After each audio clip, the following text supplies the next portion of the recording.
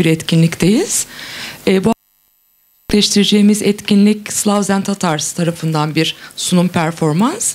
Önümüzdeki hafta çarşamba yani 16 Nisan 18.30'da ise Türkiye ve Polonya güncel sanatı üzerine düşüncelerini paylaşacak Fulya Erdemci ve Anda Rothenberg. Ona da sizi şimdiden davet ediyoruz. Her iki etkinlikte Komşular sergisi kapsamında düzenleniyor. Aynı zamanda Türkiye-Polonya diplomatik ilişkilerinin 600. yılı kutlamaları çerçevesinde hazırladığımız etkinlikler bunlar ve onlar tarafından da destekleniyor.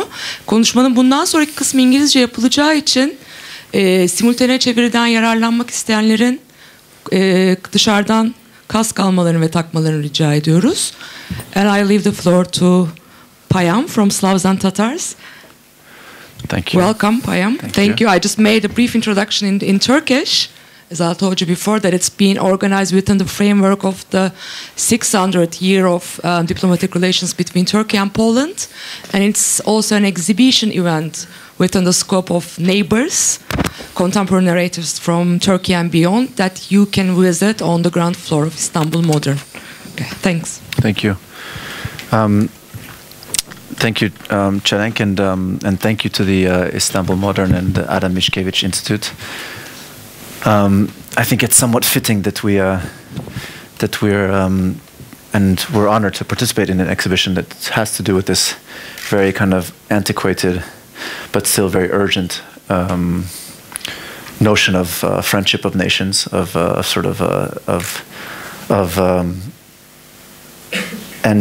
tonight's talk is called the Tranny Tease. It was billed as or it was called the transliterative tease, and tranny, of course, is short for transvestite, but also for transliteration. And we're going to look at how transliteration, which is essentially the conversion of scripts from one language, within the same language, sort of changing scripts from one alphabet to another, allows for a kind of a non-positivist, not sort of epistemological approach to language, but an approach to language, more emotional, accidental, or even Gnostic in some instances. I will give a quick introduction to who we are for those of us or you who are not familiar. We began as a reading group, Slavs and Tatars, in 2006, and these are just some of our publications.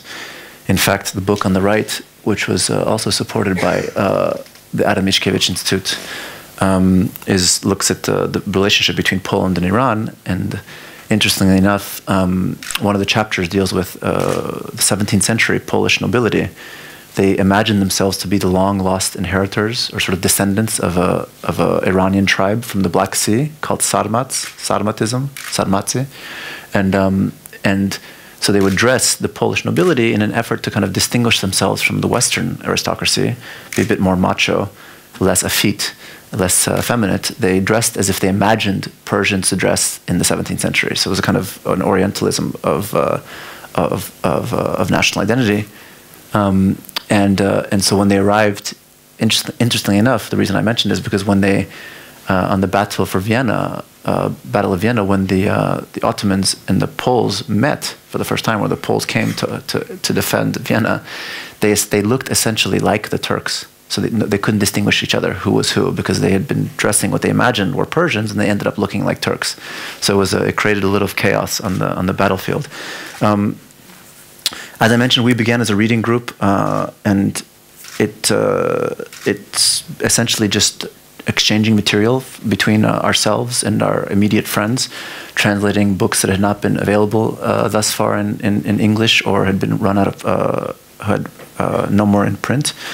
And it's a reversal of dynamics, I guess, in normal, artistic practices, in the sense that most of the time a book is a kind of documentation of a project.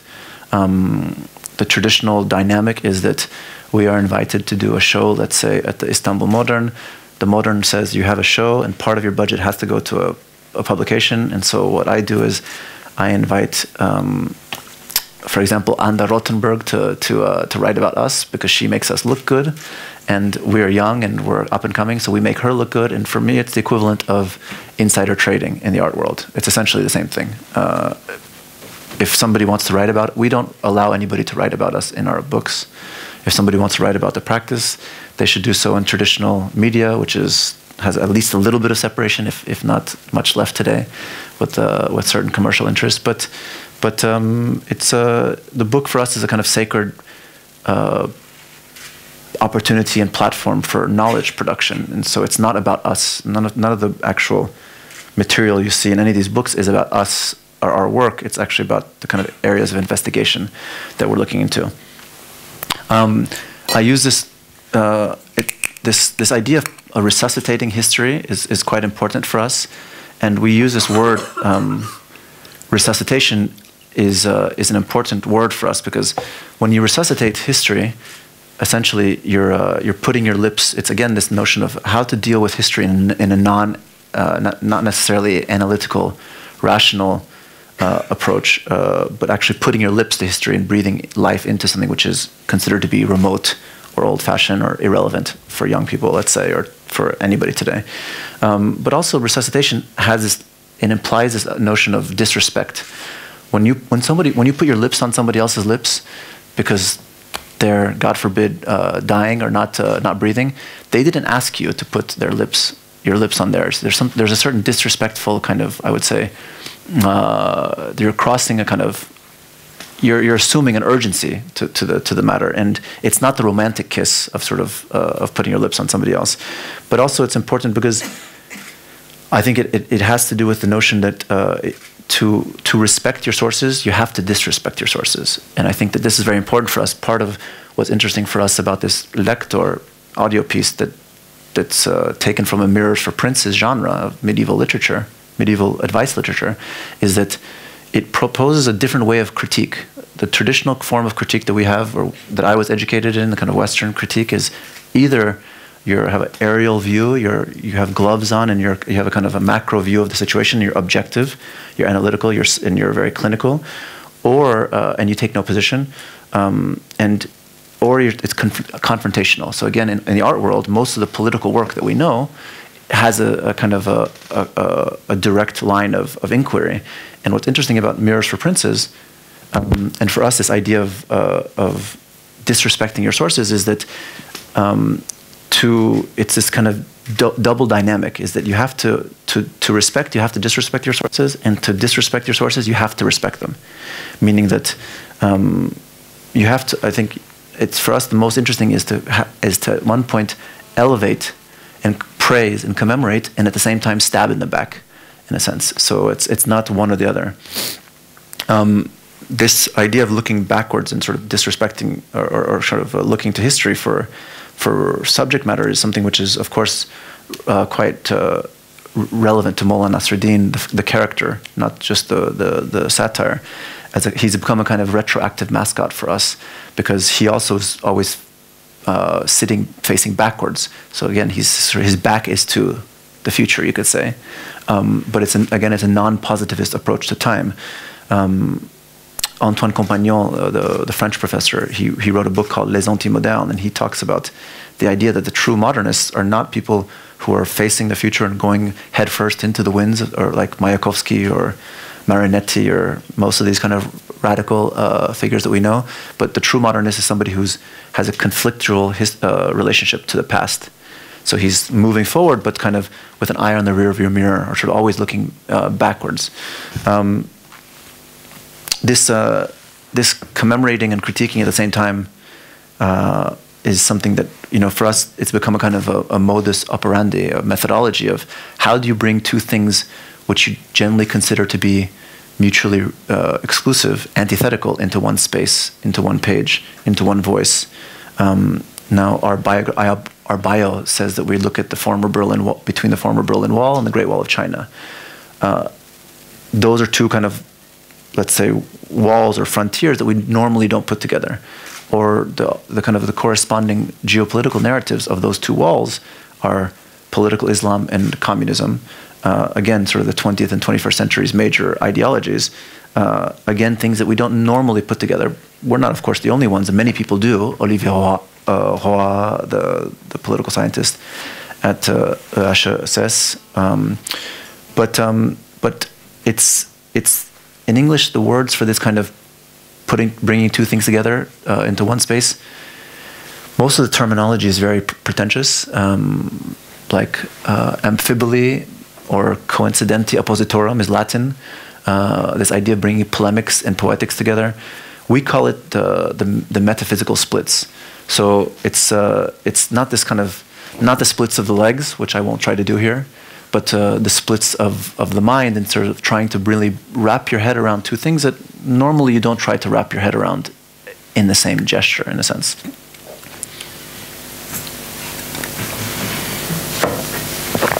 This is an early work for me which captures this notion. This is the first work we did about transliteration. It's called Dig the Booty, and what it says is, it says, dig the booty of monoglots, but marry my child a polyglot. And for those of you who are not native or fluent English speakers, essentially what it means is that if you're going to have like a one-night stand, you should do it with somebody who speaks one language, but if you're going to get serious and fall in love, you should most likely better to do it with somebody who speaks more than one language. Now, even the language, the registers of language, normally people in English who say dig the booty don't end the phrase with monoglot or polyglot, because they're different registers of language. Dig the booty is of the street, let's say, and monoglot and polyglot is more of the academy or more technical language. But also it's not translated, it's transliterated. So for those of you who can read Cyrillic or Arabic, Persian, it says dig the booty. You can see up there, dig the booty of monoglots. And transliteration is, we call, I mean, for us, transliteration is almost like the trashy younger brother or sister to translation, right? Translation is noble. There's departments dedicated to it. Nabokov did it, Baudelaire did it, Edgar Allan Poe did it. It's important. Serious people study translation. But transliteration is really not considered to be an important area of study, and perhaps it shouldn't be, but it's something that you do if you speak or read or write a non-Latin based language all the time. It's something that's very relevant to, I'm sure, many members of this audience, if not to you guys, I don't know to whom it's relevant. But it's a transactional approach to language, right? Is that stores write in Arabic and then the Latin equivalent, or SMSs. Most people, I write Finglish, Farsi, English to my parents. I don't learn the keyboard in Persian. I just write Farsi in Latin letters. The Greeks have Greeklish. I mean, everybody has their own sort of version of doing this. It's a kind of form of expediency of language. Sorry. So now, the reason why we sort of the participation in this exhibition was very important for us was that it really allowed us to expand. We've looked often at the former Soviets, the Turkic world, but of the former Soviet sphere, so Central Asia, the Caucasus.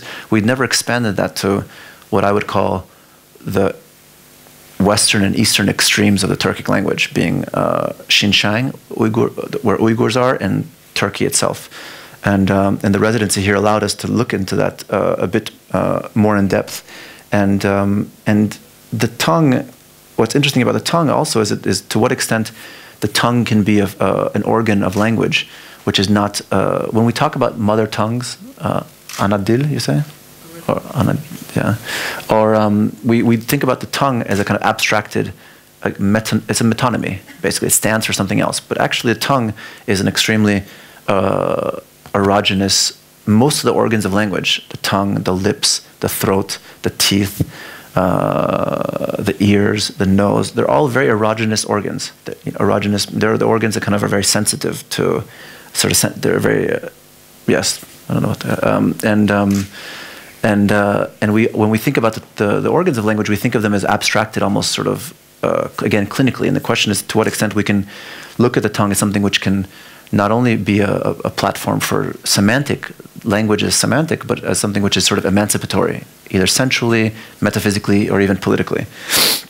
And of course, what Lector or Kutat Gubilik, the 11th century mirror for prints, that's the text outside, it talks about, the excerpt really talks about this dual role of language again, that language can elevate you to the highest moments, but it also can sort of be a cause of your downfall as well. So let's first talk about the antithetical.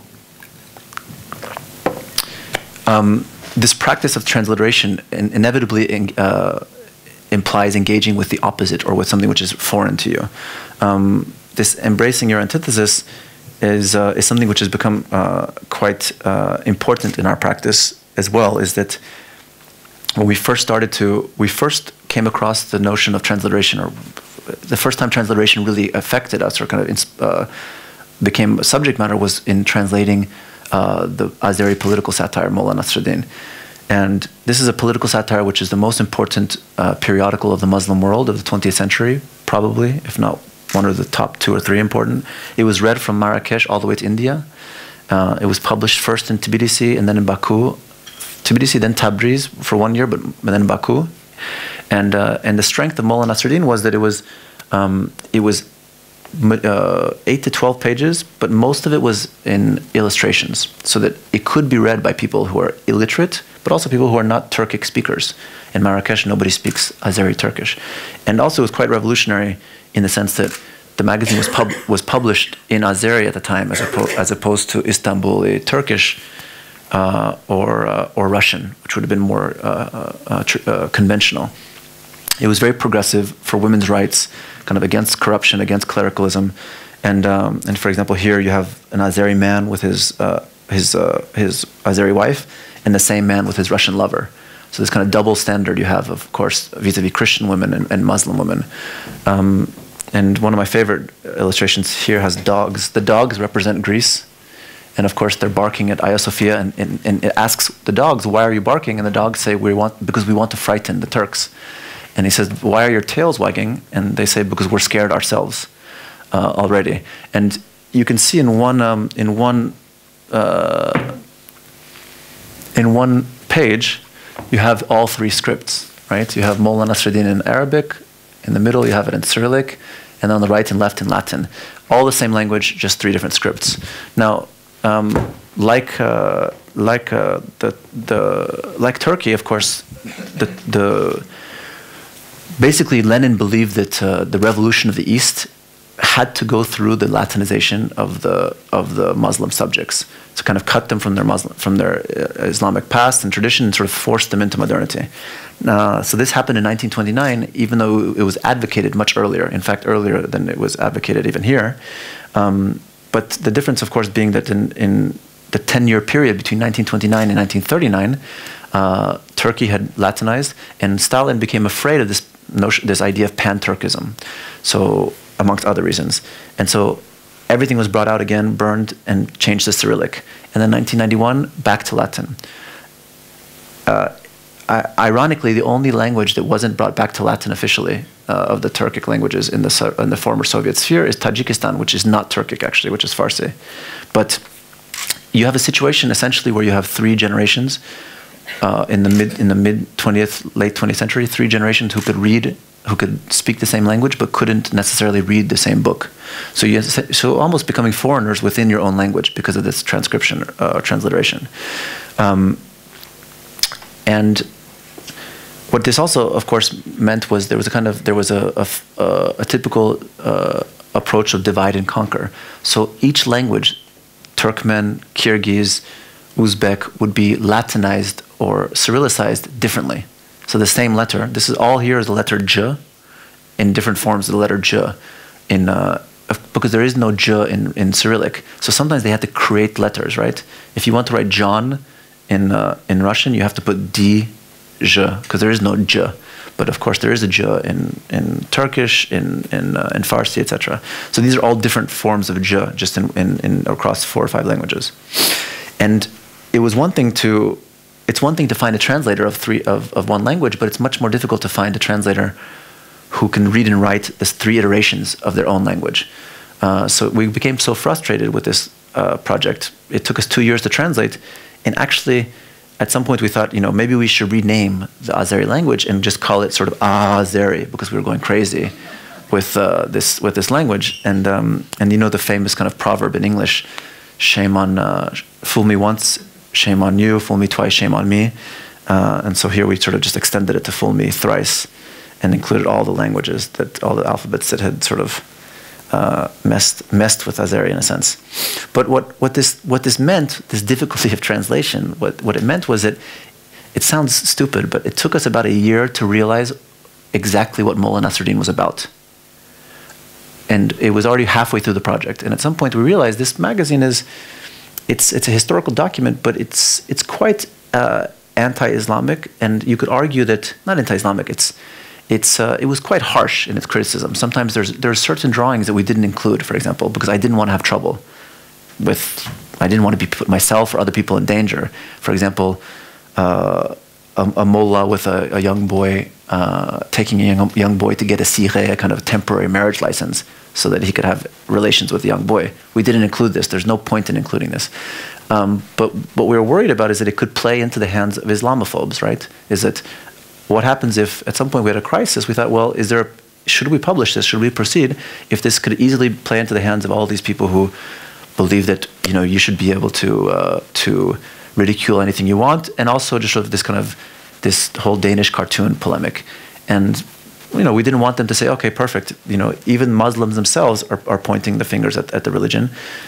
And we thought maybe we shouldn't, but I think that in the end we proceeded. Of course, it's an important historical document, but what it kind of it forced us to realize is that it forced us in some sense to embrace those things which we wouldn't embrace. I would argue that Mullah Nasruddin, even though the magazine is almost the opposite of why we started Slavs and Tatars. Slavs and Tatars was founded in some sense to counter this notion that if everybody believes religion is a source of reactionary, backwards thinking, then actually, whenever there's a consensus about something, it's the opposite. Usually, it means that it's our responsibility to find a kind of progressive agency within faith. If everybody believes that Islam and the West are incompatible, then it's our job to sort of prove that, to disprove that in some sense. And I would argue in retrospect that most people don't spend 2 years publishing a book that they disagree with, right? I mean, academically, yes, but art, it's like we were talking about earlier about curating. You don't normally curate things that are not like you. Usually you curate things that somehow have to do with you.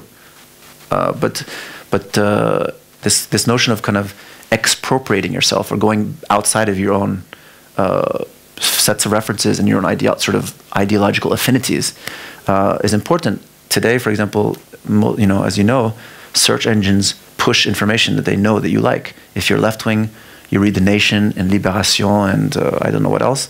If you're right-wing, you read Daily Telegraph and Figaro and Wall Street Journal. And it's only by engaging with those things that we disagree with fundamentally that there will be some form of real learning, I would say.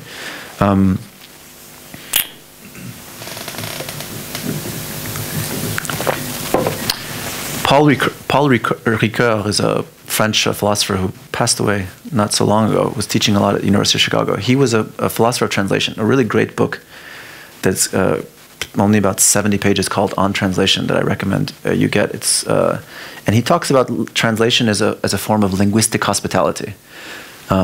Essentially, this idea of Abrahamic hospitality is very important for our practice. Again, another kind of old-fashioned thing in the 50s. You remember rabbis and priests and imams would hold hands and say that we're all from the same origins. Nowadays, you don't even have this. Nobody even pretends to have this kind of sense. If anybody does, it's considered to be kind of quaint again.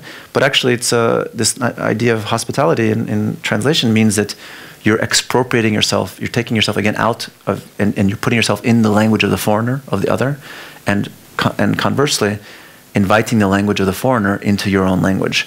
And so instead of what most people believe that translation is impossible, it's doomed to failure, it's a kind of Tower of Babel, Ricoeur actually redeems it and says that it's actually a point of commerce, in a sense, that you're meeting, it's this idea of mediation, again, friendship of nations, this kind of mediation of cultures through translation. We first stumbled upon this notion of hospitality in Sharjah 3 years ago at the biennial in 2011. You might know a little bit about this history of this biennial. It created a certain scandal because, of course, there was a work which was censored, which was right to the left of ours. Mustafa Benfodil's work was right to the left of ours. So we were sandwiched in between the work which was censored and the only Shia mosque of Sharjah. And we had a project which was called Friendship of Nations, Polish Shiite Showbiz. What it did is it looked at this relationship between Poland and Iran from the 17th century to the 21st century, but namely looking at forms of civil disobedience, and it was called in Solidarność, and what does Poland struggle with communism, what can it teach Iran's sort of struggle against political Islam? So what could Iran in 2009 learn from Poland in 1980, 81, 80 to 89? And so it was all about civil disobedience. If you remember, this was in 2011, so it's during the height of the Arab Spring. That day that the opening of the Sharjah Biennial happened, you had the Emirates and the Saudis sent troops into Bahrain, the only predominantly, like, overwhelmingly Shia country in the world, other than Iran and Azerbaijan, and yet, despite the censorship which happened on the left of us and the Sharjah Shia mosque on the right, nobody said anything. It was not a problem. The exhibition sort of went forward, and it became a kind of meeting point inadvertently. People sort of hung out in the space, and the reason why I bring it up is because it was for us a first time we articulated a form of politics that is almost masquerading in other languages. Meaning that I think one reason why locals, you had Afghan bakers, you had Baluchi laborers, and you had art world types all in the same space was because it didn't look like art. For me, this doesn't look like art. When I first saw it myself, I had a little moment of panic because I don't really understand how things look until that's why I don't do installs, and my partner does. And I had a moment with my partner. I took her aside. I said, "This looks like a craft fair that could be done locally. Is this okay?" You know, because everywhere else had white walls and nice lighting and precious. You know, and she reassured me and said, "Don't worry, this is fine." And I think that was actually its strength, was that, again, we live in an epoch or a period that has a glut of art. There's this kind of excess. Art happens to have the zeitgeist today, the way that fashion was in the 90s, the way that cinema was in the 70s. And it's imperative, for us at least, to make work which does not look like art. And most of the work that we see from miles away looks, and the work is presented most of the time. It's all of our faults as artists, as curators, as institutions, is this kind of making work which is sort of yells from a distance that it is self-serious, solemn, precious. The newest work in this cycle, because our cycles of work really never end, is Imię Boga, which is a 19th century Polish phrase, which was used by Poles. Really interesting, again, this idea of Poles struggling for self-determination in the 19th century against the Russians and the Prussians and the Germans, but namely the Russians, and this idea of what it says is, in the name of God, for our and your freedom. Imię Boga za waszą i naszą wolność. Now, normally you wouldn't wish the freedom of your enemy when you're addressing your enemy. This is a kind of, again, this notion of sort of compromise or generosity in political struggles is something which was very important in Solidarność in the 80s, but also in the 19th century when it was addressed to the Russians, that essentially the Poles were saying that without your freedom to the Russians, we ourselves cannot be free. And it's something which has come back to relevance, unfortunately. In Ukraine today, you have a similar situation where the language, of course, is being instrumentalized for political purposes, but you also have the divide of a country, not only culturally, but you could also say scripturally, in the sense that the east of Russia, the east of Ukraine is a Cyrillic-using, Russian-speaking land, and the west of Ukraine is a Latin-based or more Latin-based Ukrainian. I quickly go through. Sorry, I don't know why this is there.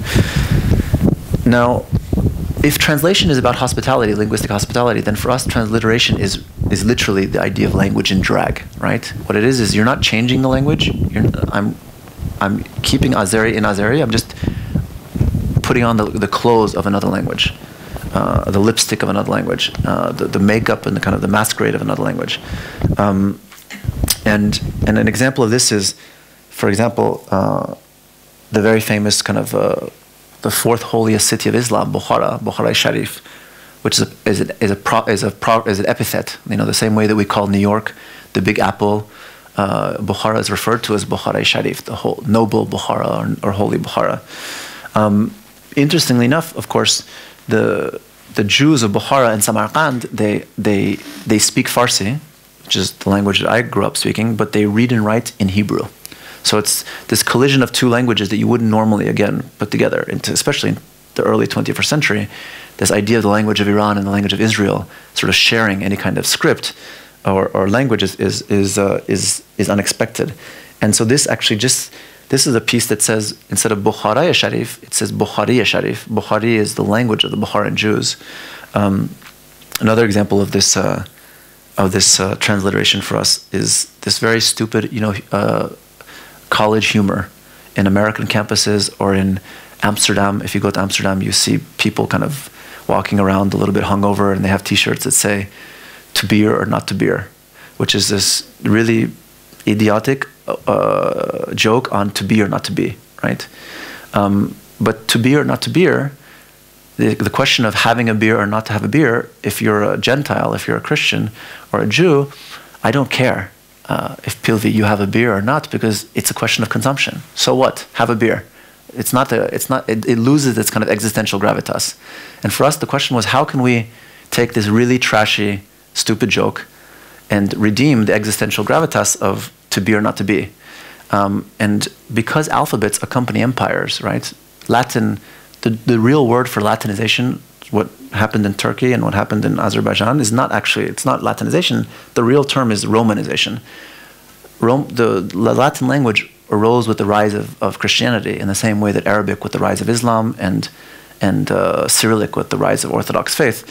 And by we essentially just wrote to beer or not to beer in Arabic. So it says to beer or not to beer.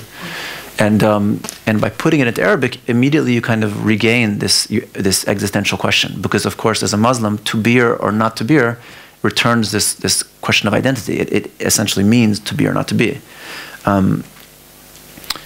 Now, our interest in sort of language as a form of an emancipatory, sacred usage, as opposed to profane, everyday, transactional usage, started with this publication called and it's a book which looks at the phoneme h in different languages, namely Cyrillic, Russian, Arabic, and Hebrew, and in different ways, whether it's the Kabbalistic numerology, or whether it's the abjad in Arabic, the alphabet. The h is a kind of very important phoneme, and it offers a different approach to. Normally, we think of language as tongues, but the h is made using your throat, right? And again, normally, most sounds you make by pushing air through your throat, and this is made by cutting off the air of your throat.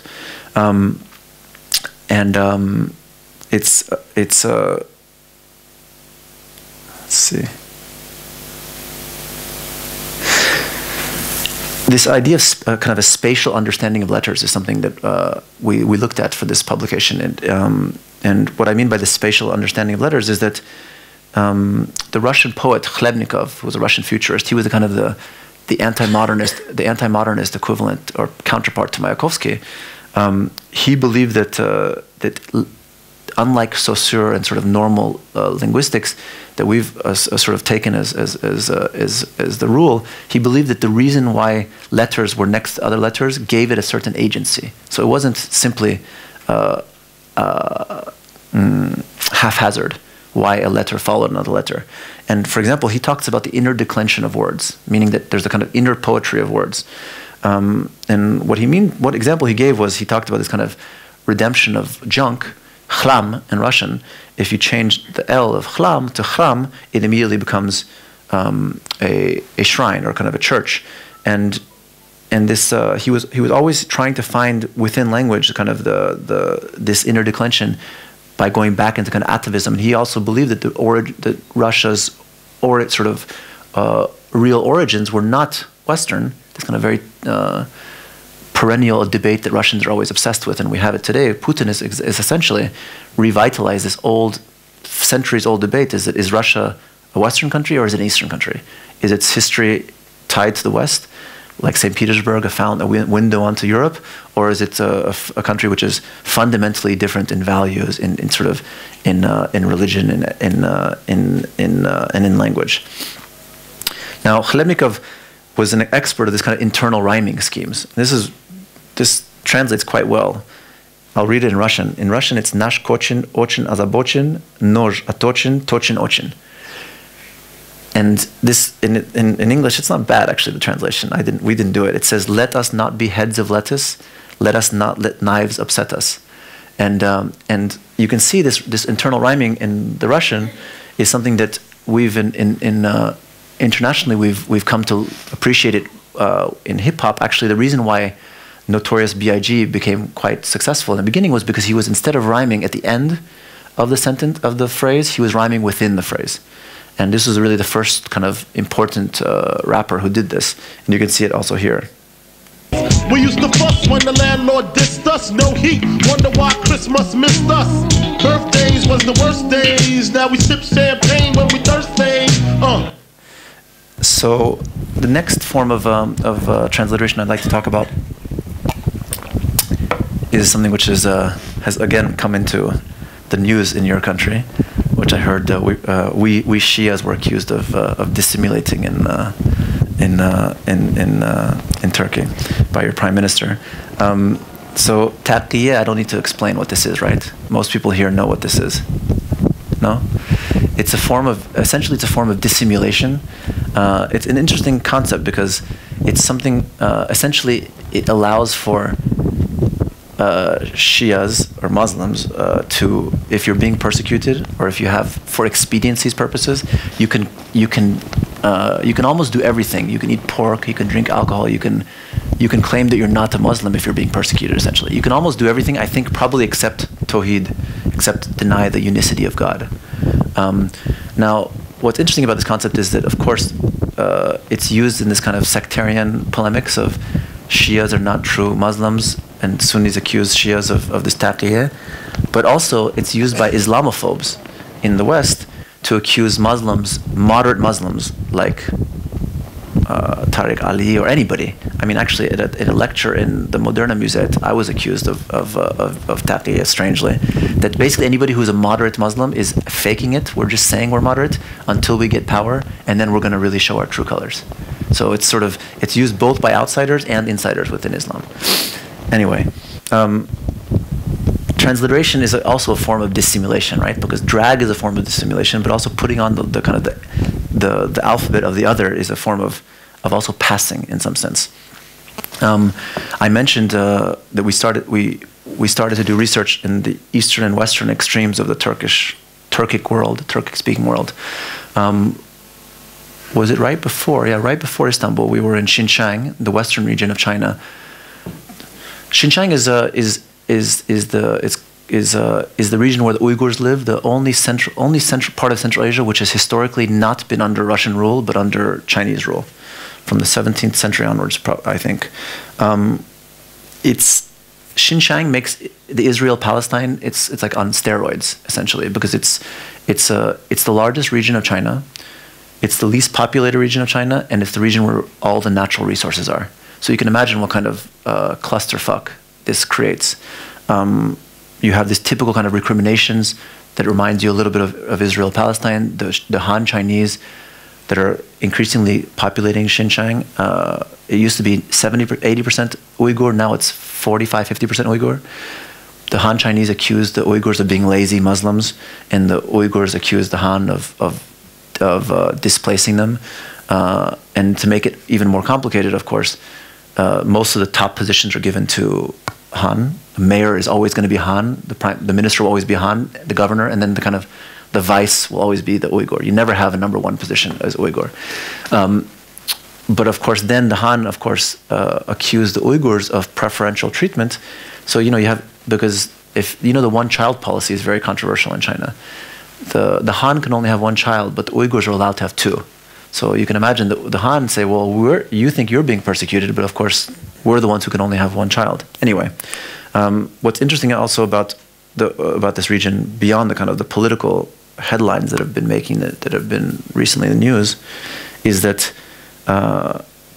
one is that it's the only Turkic peoples other than the Azeri Turks in Iran, but I would say it's the only official Turkic language still written in Arabic script today, and it's in China, and that's because the Chinese government, in a very kind of shrewd act, it preempted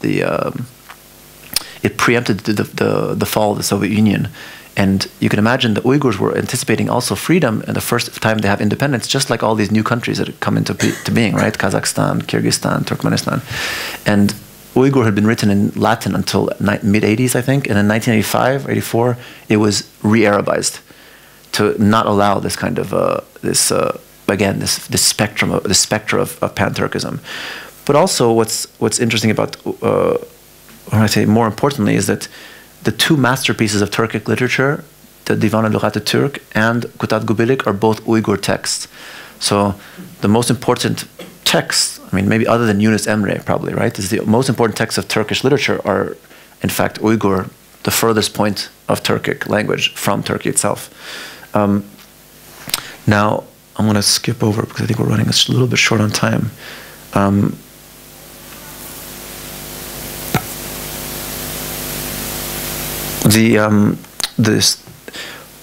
What was also quite interesting when we traveled around Xinjiang is that many of the shrines are shrines to Shia saints. So you have shrines to Imam Mahdi, Akhar Zaman, the Mahdi. You had shrines to Imam Jafar Sadiq. You had shrines to Shias, even though the Xinjiang, like the rest of Central Asia, is 98% Sunni. And this kind of syncretism of faith, but also of identity was something that we explored in a piece that essentially these melons that were based on a kind of a legend of the fragrant concubine. They were melons that were spelling out the Chinese letters for dissimulation, and this woman, the fragrant concubine, Ipar Khan or Shang Fei, she was a captured Turkic Uyghur princess that the Chinese emperor, when he took over Xinjiang, he asked specifically for her to be brought back on a carriage with felt-lined wheels so that she would be comfortable, and specifically to be brought back in health. And she never gave, the piece is called "Never Give Up the Fruit," because she never actually gave in to the emperor, the Chinese emperor, as a concubine. And so she became a symbol of resistance. Again, this idea of resistance, not only as political resistance, but a sort of sexual resistance as well. And he was so brought to despair that the one person that would refuse his advances, that he, in fact, built a replica of Kashgar right outside of her window so that she would not feel homesick. And he would import these Hami melons as well to Beijing so that she would sort of feel more ease to kind of to ingratiate himself. Now the piece outside Lector, I want to briefly just talk about it, but first I show this. Myślałem, że to Europejczyk. Taki z niego Europejczyk jak z ziela angielskiego. Ale był w porządku, absolutnie. Wszystko pod kontrolą. Nawet się nie wkurwił, jak się stawiałeś. Aż się zdziwiłem. Chcesz bekon? Nie jem wieprzowiny. Jesteś Żydem? Nie jestem Żydem, ale nie podchodzą mi świnie. Dlaczego? Bo są obmierzłe. Nie jem takich zwierząt. Bekon jest pyszny.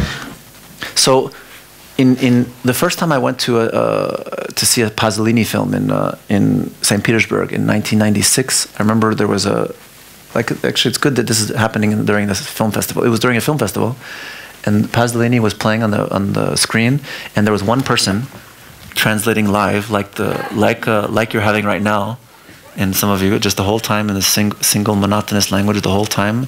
They didn't turn down the Italian, so you could hear the Italian and the Russian at the same level, so I couldn't understand a fucking thing.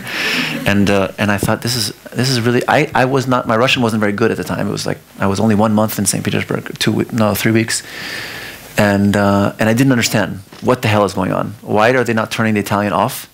why are they having the Russian over it? Why didn't they dub it? You know, especially for an American, you could imagine it was like the furthest thing from a cinema experience you could imagine. And only later did I realize that this is actually a Polish, it's actually another form of friendship of nations, the unlikely convergence. Poles and Russians still use this technique. And in English, the word is Gavrilov technique. Gavrilov is a technique whereby you record over the original, but you don't turn off the original. So it's not dubbing. It's what we normally in the West, we use it only for news, right? For Euro News or like what you're having right now. But in Poland and in Russia, it's a craft of its own. There's famous lectors. Lectors are people who, and the reason why, of course, the explanation is that you want to be able to appreciate the original acting, right? But you want to understand what is being said. So you're kind of, it's a maximalism of some sorts. Instead of deciding that I'm going to dub, and you say, I want to have both. I want to have the best of both worlds. I want to have the original actors, because the opposite, of course, is the case in France or Germany, where you have one guy in the 80s doing all the black voices, right? For Eddie Murphy, for Wesley Snipes, everybody. In Turkey as well, I'm sure, yeah. But what's, of course, interesting also is that it creates a space of, strangely, a space of disruption and sort of linguistic hospitality between the two languages. Again, also, it's disrespectful and also respectful, because normally you wouldn't speak over somebody else speaking. Normally, what happens is I speak, and then you wait, and then you have the translation. And then I speak, and then you have the translation. But here, you're speaking over the people, so it's kind of rude in a way. But at the same time, it's a lot of effort to do. So you're in some sense you're spending a lot of time and effort to make this text available, or this material available.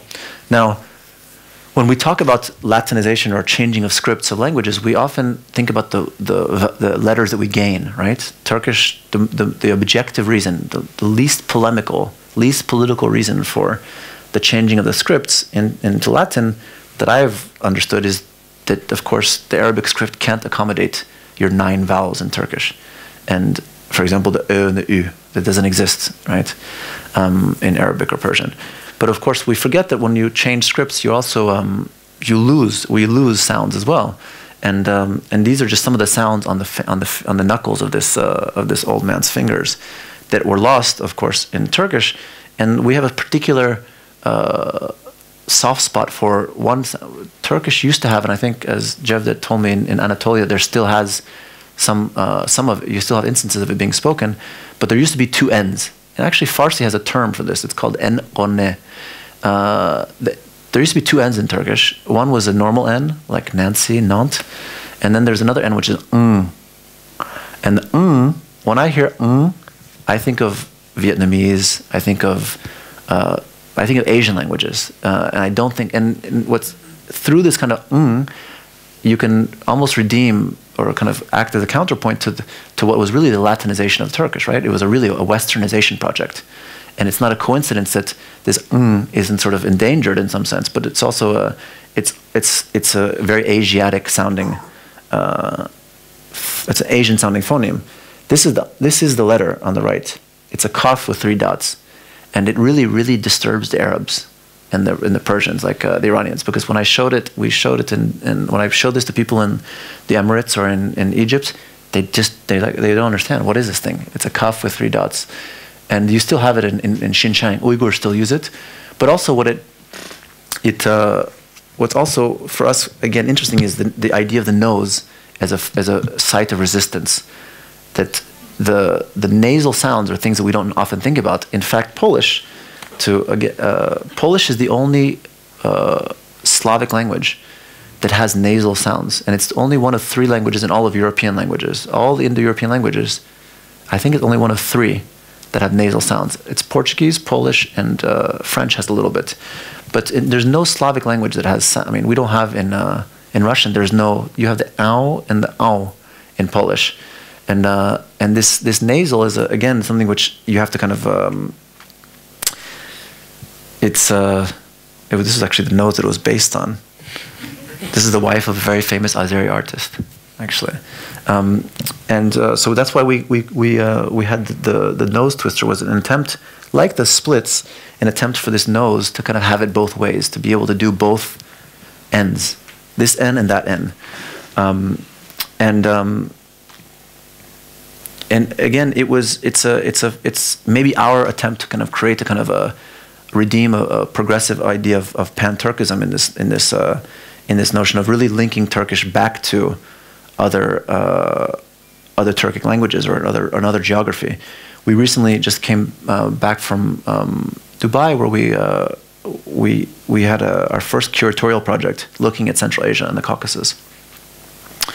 And for me, it was very important to do this project in Dubai. If we had been invited by Berlin or London or New York to do a project to look at Central Asian art or Caucasus art, we probably would have refused, because I don't really think it's particularly interesting for a New York or a Berlin or a London audience. But I think it's very important that the Middle East, especially the Muslim world, confront and reassess its relationship with these regions, right? Because when you define the Muslim world today, you use this acronym, Manasa.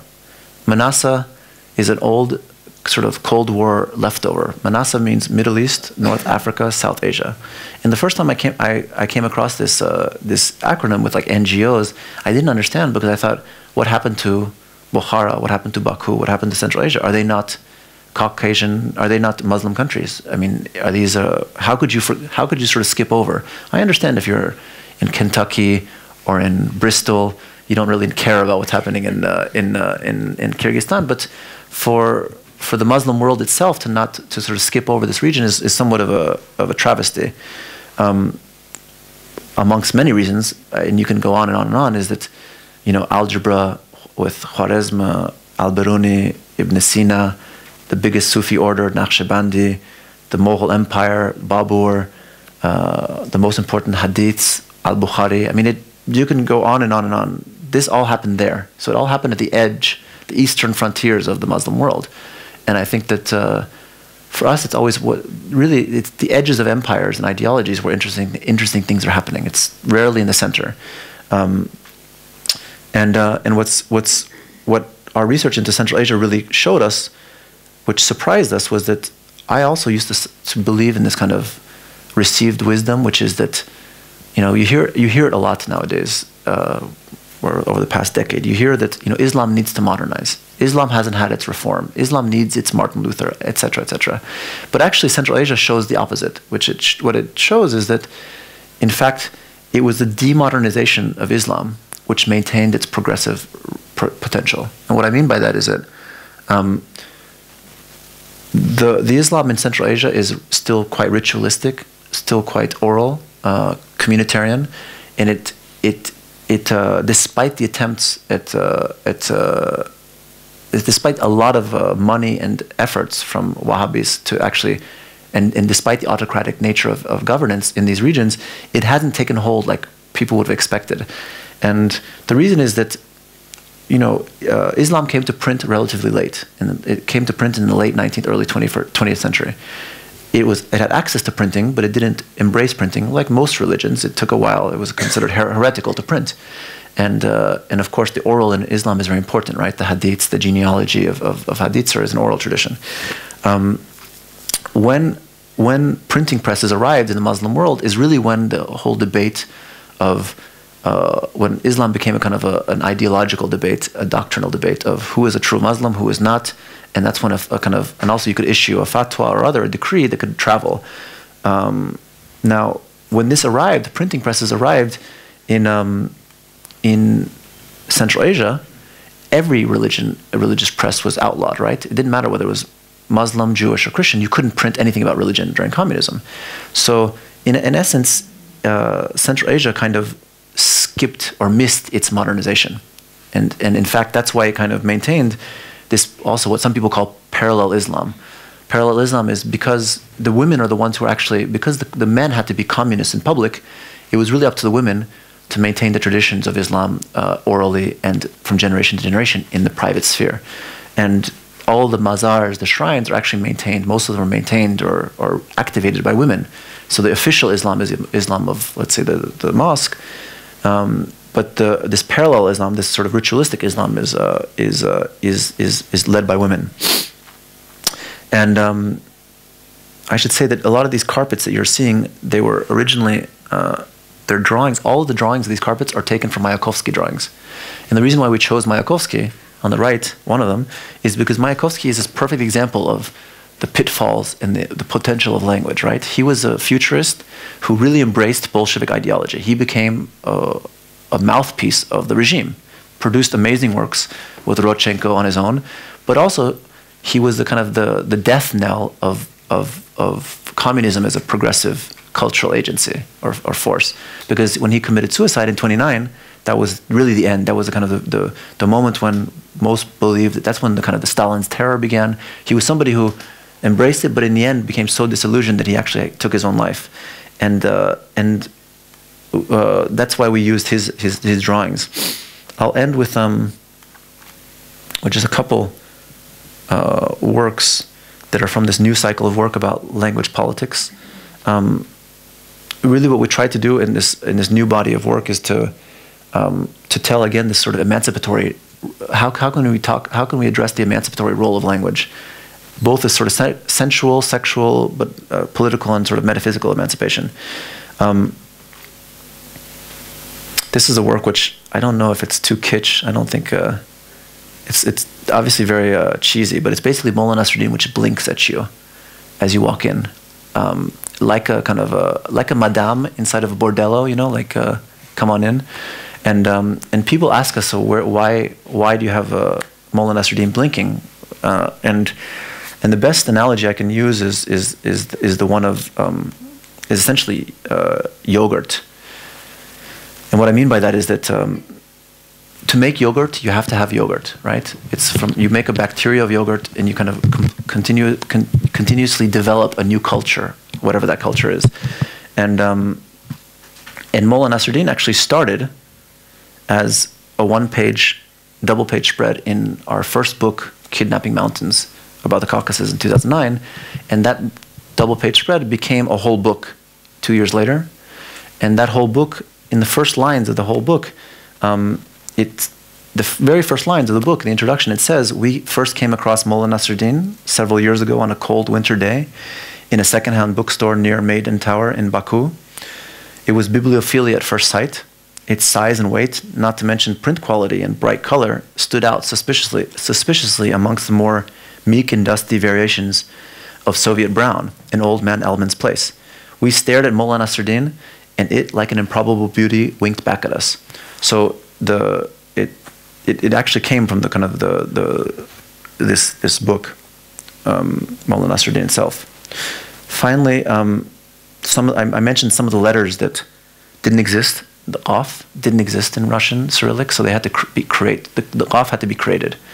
Now, what we were trying to do is, in the same way, and you'll excuse my French, but in the same way that the Russians fucked the Muslim peoples of this former Soviet sphere by changing their alphabet several times, what we tried to do is fuck back the letters, almost like revenge sex. Because the idea was, how can we take something which is considered to be destructive and think of it in a kind of constructive manner. And this is the Qaf, which of course is the Cyrillic equivalent of Qaf, which is an important letter, again, like H. It's a guttural letter, but also it's the name of it's the title of a surah. It's also the name of the mystical mountain in Sufism where the Seymour is. He's in the Mount Qaf. This is another example of a kind of a letter that was a church Slavonic letter. Finally, I guess I'll stop with the Kitab Kebab, which is a work that also looks at language or as material, not as a kind of positivist sort of strictly analytical approach, but of course, I mentioned books for us are sacred things. They're like talismans. If you read a book when you're 15 or when you're 50 or when you're in love or when you're heartbroken or in the bathtub or at breakfast, it has a different effect on you. And sometimes we have a relationship with a book which is digestive as much as it is sort of here. And I was just thinking that it's not any old skewer, right? It's a kufta skewer, so it's about this idea of a mashup. It's not just a piece of lamb; it's the ground up meat. And we, for example, read several texts at once. So this idea of a mashup of reading, when you read several texts at once, you kind of inevitably create kind of resonances or kind of intertextual links between books that might not normally go together again. This kind of idea of amphiboly or the metaphysical splits. But when I was mentioning this in Dubai, a gentleman said that actually most cognitive psychologists are also, or often you find cognitive psychologists who are also trained as gastroenterologists, which I thought was, I thought he was pulling my leg, but it's actually makes perfect sense. So it's not only an Eastern thing of Ayurvedic medicine, where the stomach is an organ we don't understand, whose language we don't understand. It's something which Western medicine seems to be also embracing, or has embraced. I'll just end with a Marshall McLuhan quote about Cadmus, the Greek myth. The Greek myth about the alphabet was that Cadmus, reputedly the king who introduced the phonetic letters into Greece, sowed the dragon's teeth, and they sprang up as armed men. Languages are filled with testimony to the grasping, devouring power and precision of teeth. That the power of letters as agents of aggressive order and precision should be expressed as extensions of the dragon's teeth is very natural and fitting. Letters are not only like teeth visually, but their power to put teeth into the business of empire building is manifest in our Western history. Thank you very much.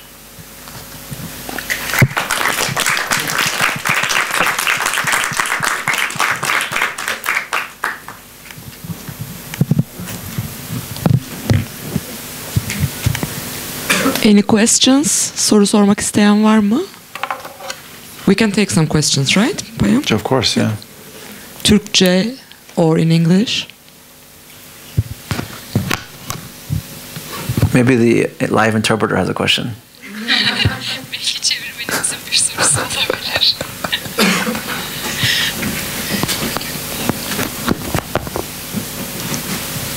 You could have been down here with me, you know? Live, that would have been good.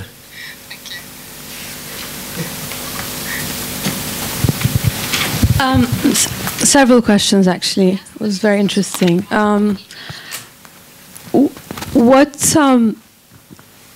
Sorry, who is the original author? Is it a collective or anonymous of Mullah Nasruddin? It was Jalil Mamad Guluzadeh was the editor. Is it working? Jalil Mamad Guluzadeh was the editor, and the main kind of polemicist was a guy named Alekber Sabir, who was the kind of H.L. Mencken of Azerbaijan,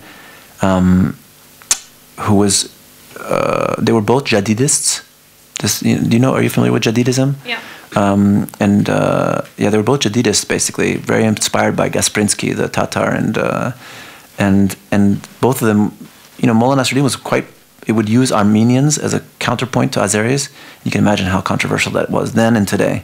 And so they would get attacked. I mean, many times they had to Sabir had to use 50-odd pseudonyms for he would never publish under his own name. He would publish under different names all the time. And I think there's a statue of Sabir today in Baku, right outside of Isherishar. That's an old town. Can I ask? Okay, so about your trinities, which is really interesting. What about the transliteration or the change of language within language, the same alphabet, the way in which, for example, I'll give you examples. I mean, I'm not a Turk. I've been living here for a few years, and I approach, I speak Arabic and some Persian, and I approach the Turk and French. So for me, the Turkish language as it is today is extremely humorous for many reasons, particularly the spelling and the sort of very passionate nationalism that is put into it.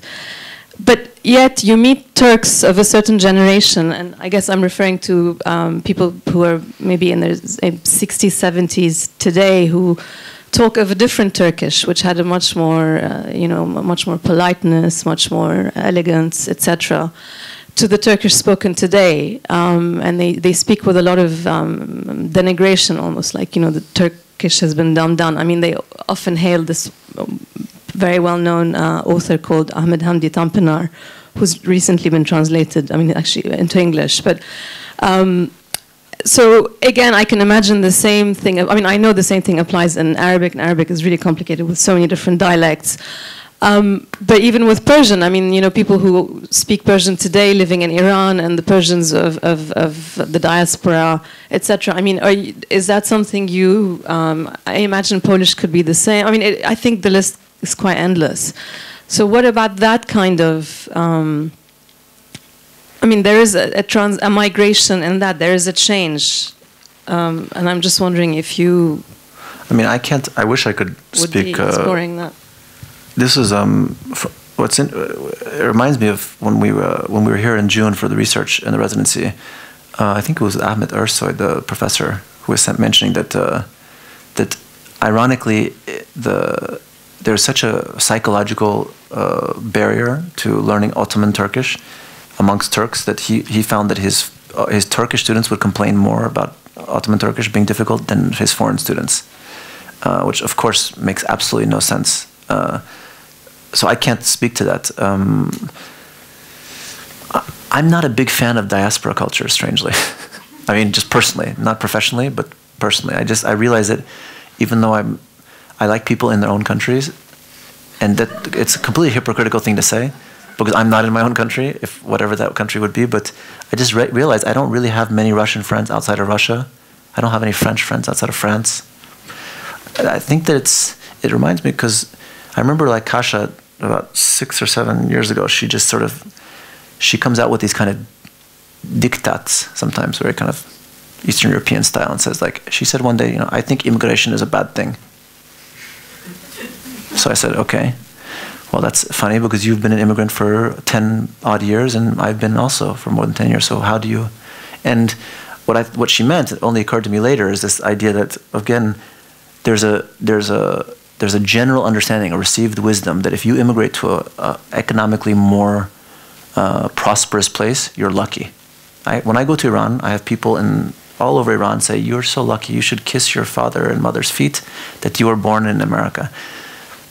I don't know if that's necessarily true. I mean, first of all, even if you look at it purely economically, those Russians who left Russia in the 80s, or those Iranians who left in the 70s, my family who's in the United States is doing much worse economically than those who stayed. Just purely economically. That's not a sign of any kind of success. But if you want to argue purely kind of the Economist, Financial Times sort of perspective, that's one. Then there's, for me, more important, which is the relationship, of course, between, I kind of believe in this atavistic relationship between land, religions, cultures, and languages. And so there's something that obviously happens when you remove somebody from their, not their land, but a land on which their family or culture has been living for many years, for many centuries. So I think that's, I mean, I'm just trying to sort of speak, I think, out loud why it is that I don't particularly take to diaspora cultures. I mean, I lived in New York. I never went to Brighton Beach, more than once maybe. I just wasn't interested in, there's something it's a very difficult thing to be an immigrant. I mean, if you're an intellectual, you think about it every day. It's part of your meat and potatoes, right? It's your work. It's part of our work to think about it. But if you're not an intellectual, you're not a cultural person, you're not an academic, and you have and you just want to go about your business, why do you want to think about, you know, how much I adapt into my home culture, into my host culture? It's a pain in the ass. It's this headache, right? It's unless you can really find a way for it to be constructive in your life. For most people, it's an obstacle. You know, in my own, I have members of my own family who struggle between, you know, what are they? Are they Americans? Are they Texan? Are they Iranian? Are they Muslim? Is their education Christian because they go to school in the West? You know, they don't. Unless it's something that you like to consider as part of your job and you're paid to think about it, then probably don't want to think about it. I don't know if I answered your question. Probably answered another question. I have a last question. Mongolia, what's your position on Mongolia? It's north of the wall, but it's not beyond the wall. You skip Mongolia. Yeah, I mean, I don't have a particular position on Mongolia. I've never been to Mongolia, but I mean, insofar as it's a kind of Turkic Altaic language. I find it interesting. I mean, but I don't really have more to say about Mongolia. It's probably being plundered. That's right. What I understand, it's being plundered right now by the Chinese and the Russians and the. I think we have. It sounds like Xinjiang, very sparsely populated, but lots of resources. Just kind of go off your thing about you were talking about migration. It seems like there's more borders are migrating. It's more of transvestitism being forced upon people. Is that something that I guess you're more comfortable exploring and talking about in that sort of way than people choosing to? Now I'm kind of like destroying the transvestite metaphor. No, I like the idea of like authoritative transvestism. Yeah, forced transvestism. Yeah. I mean, I'm like reading a book about right now, just like about like conversos in Spain, and that was like very much it's a different type of trans, but it's similar. It's like linguistics and how empires change. Is that?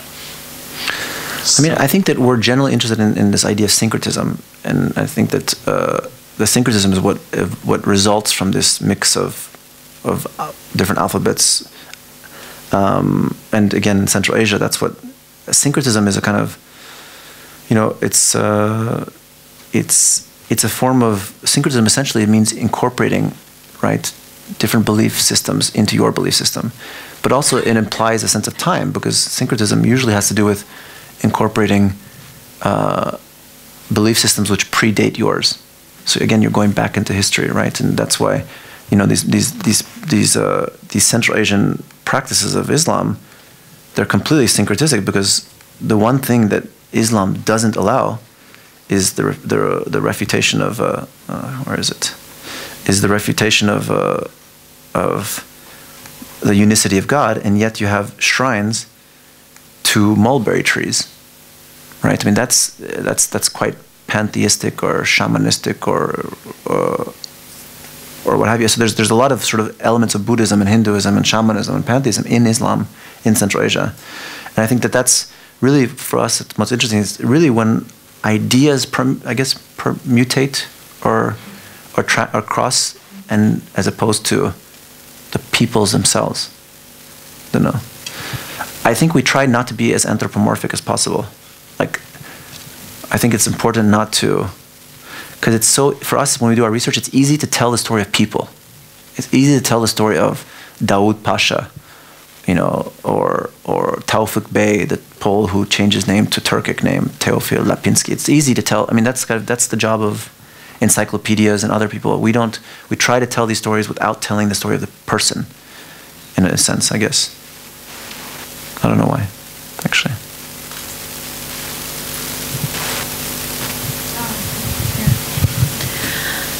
It seems like there's a lot of winking in the work.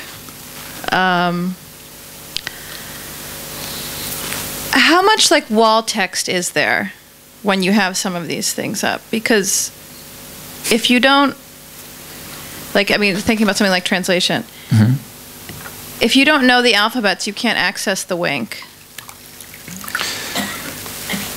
Or you access it in a different way. No, something like, artistic intentionality and then kind of like audience interaction. Can you just talk about that a little bit? Yeah, absolutely. I'm going to go back just to give the example of maybe this, or even this.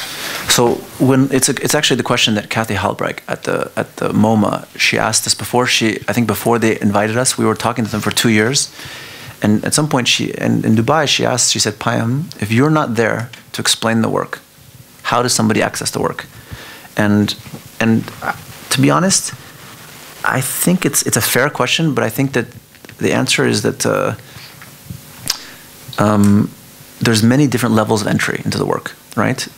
There's a kind of pop element. You could even say a decorative element.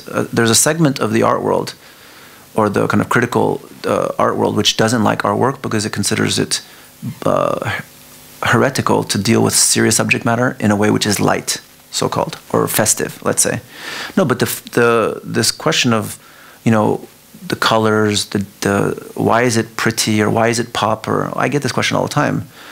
And I can give many answers, but one answer is that if you're dealing with an area of the world which is relatively remote and obscure today, it wasn't like that 100 years ago, but today it is.